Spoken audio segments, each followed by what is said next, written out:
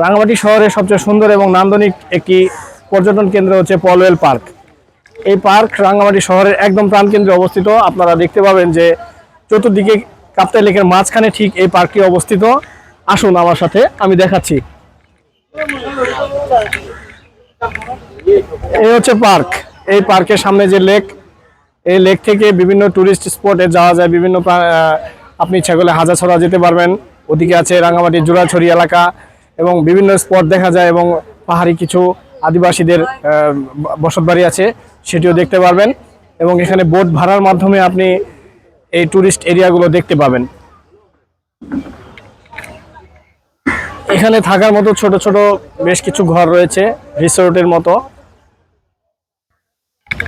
থাকার মতো কিছু ছোট ছোট রিসোর্ট রয়েছে, একেবারে কুড়ে ঘরের মতো, দেখতে খুব সুন্দর দেখা যায়।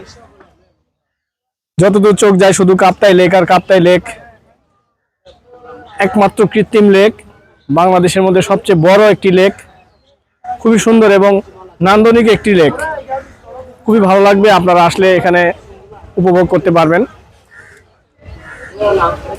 প্রতিদিন হাজার হাজার টুরিস্ট এখানে আসেন বেড়াতে।